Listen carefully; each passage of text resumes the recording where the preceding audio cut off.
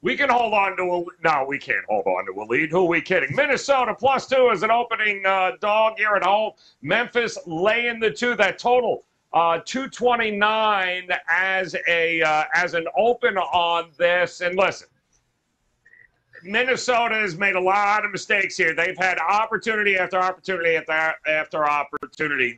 This could very well be a situation where they should be closing at home right now, but didn't work out that way, Andy. So it's interesting from a prop betting perspective with these two teams and some of the players that you have talked about here throughout this series. So who are you focusing in on a possible closeout game here? Well, I'm going to go a little bit obscure, and I'm going to take Patrick Beverley under 3.5 rebounds, which is now at +130, which I cannot possibly understand. He's had 3, 2, 2, and 2 the last 4 games. He's not a rebounder. That's not his job. His job is to just pester the ever-living you-know-what out of the other team, and then his job apparently also is to fire up Ja Morant, as he does the little "you're too little" thing, and then proceeds to watch Ja fire off 13 straight points, I think. But he didn't get any rebounds, and that's where we're going here for. So +130 at under 3.5 rebounds seems like an amazing price. That was around even earlier this morning when I looked at it. So it's moved in the right direction. Take a look at Pat Bev under 3.5 rebounds. And I've talked about him all day, and I got to bring him up again. Brandon Clark just having an amazing series. Just looks great coming off the bench. He's a player that they depend on. And the line is 14.5 on his points at -120 on DraftKings. You could shop around and maybe get a better price. But I still got to go with him over his points. He's gone over in 3 straight. One game he only had 15 points, but he went 1 for 4 from the free throw line. I just love the energy that he brings, and Jaren Jackson's foul trouble has been well documented. He comes in off the bench. His minutes are pretty much guaranteed, and he's getting plenty of opportunities. And he's just a matchup problem for Minnesota throughout this series. And they're depending on him. He pretty much won them a game. And so I don't see any reason why they wouldn't go back to him tonight in big minutes and big production. So I look at Clark over 14.5 points. Yeah, nothing like giving up 7 offensive boards to a 6'8" Brandon Clark there, Tony Mejia, if you're Minnesota. Oh, in the fourth quarter, too, as you blew another lead. Unbelievable. But what do you think here tonight, Mejia? They've both been a little inconsistent at times in this series, but when you blow, a 21-point lead in Game 3, they had a 13-point lead in Game 5, you think Minnesota can clean it up and get it done for a Game 7? Can Karl-Anthony Towns stop being a human pinball out there? If he can and stay out on the floor, then they have a shot. Because it is ridiculous, the things that he's trying to do out there. I mean, just with no regard for the rules of the game, he's trying to beat people up, and that isn't staying on the floor. And it's really mental.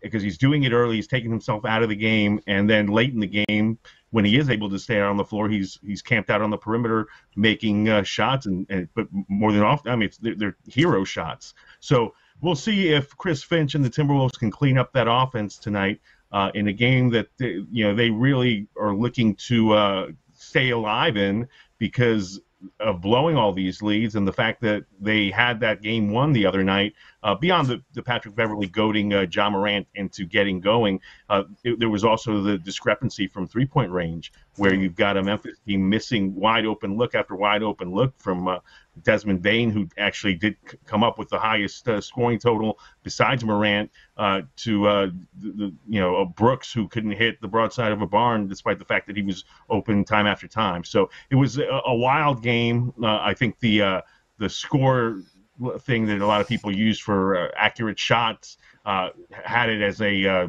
blowout Memphis win, and obviously Memphis just won by 2 at the buzzer. So we'll see. It's been such a wild series, swings left and right, and it started right out of the gate with Minnesota hanging the 130 immediately and stealing home court advantage. Now they're trying to get back to Memphis for tonight's game. So, the one thing I want to harp on in this one is that first quarter, because it was a moneymaker early in the series, the 2 highest scoring first quarter teams in the entire league, and they got over, and the other night the total was up at 60 and they just missed it by a missed free throw. I think it ended up at 59. Tonight's first quarter total is 56, which Andy brought up to me on an earlier show. And yeah, that's mildly surprising considering both of these teams like to get up and down. Maybe they think because of the closeout factor that this will start out slower. I'm not entirely sure about that. There might be value in the lower line. So there is no doubt, he brings up a point, Merrill. I mean, Minnesota goes as Karl-Anthony Towns goes, but not only has he been finding foul trouble, he can't hold on to the damn ball. He keeps turning it over as well here, and he just seems like it's kind of do or die for Minnesota based upon what are we going to get from Karl-Anthony Towns. Do you think he can show up and show out tonight at home and send us to a seventh game? Well, he's played pretty well the last two games. I mean, he's had 63 points combined in games 4 and 5. Of course, that was after that 8-point debacle in game 3, and that was a home game, of course, as well. And that's when they blew that not only a 23 but also a separate 25-point lead. And his press conference afterwards was just awful. And they basically just said, "I'm going to home have a drink," I think, or something. So I mean, it didn't seem like he owned up to it. But as we often see, we got the bounce back, and star players should bounce back. He had the 33 and 14 rebounds after that, 28 and 12 rebounds after that. So, does he continue to play better, or do we have another clunker like we did in that first home game back in game 3? I'm going to look at the total here. I do have a strong best bet on the side. As I mentioned, it's backed by 94% ATS situations. I feel pretty confident about who's going to win this game and cover. I also think the total is interesting, though. As Tony said, it's dropped substantially from the opener in game 1. And one thing we talked a lot about Minnesota this year on the show quite often is how they were an automatic overplay on the road, but they were much better defensively at home. In fact, on the season, they allow less than 44% shooting at home. They allow almost 48% on the road. They were 31 and 13 to the over on the road this year, including the playoffs. They're 22 and 21 to the under at home. With that said, though, I would still lean over. I'm going to take the adjusted line value here. This total is a full 11 points lower than the game 1 total. And I know it's a home game versus a road game, but I think that's an overreaction. It's because 3 of the last 4 games have gone under since that first game went over in game 1. We've had 3 out of 4 unders. Shooting percentage from Memphis has not been very good, especially the last game. They shot just 41.5, shot just 42 back in game 3. I expect the Grizzlies to shoot better tonight. I think Minnesota at home also shoots well. They've put up 45 and 48 the last 2 games.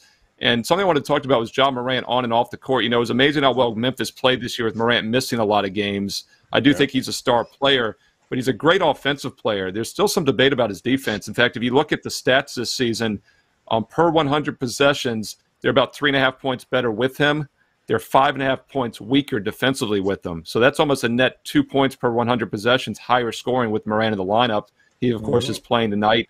So I think we get a little bit of a sneaky over. I agree that normally game 6s and 7s are a little lower scoring the elimination games, but we also might see some fouling and extending, at the end there. Since it is an elimination game, Minnesota's not going to leave it on they're going to leave it on the court. And if you look at the first half line, it's 111.5. Which means the second half should be almost 3 baskets higher, like 117.5, 118. I think that makes a lot of sense. I think we'll get some points late, and we'll get over to 229. So I'll say it. The trend is your friend, maybe here tonight, guys. But here are the numbers. Road favorites in a game 6 since 2005. 28, 11, and 1. That is a 72% winning percentage there for those road favorites in a game 6 here, guys. So we'll see if Memphis can get it done. And, hell, we're even going to see if they go off a favorite at this point. So it'll be interesting as the numbers continue to fluctuate back and forth.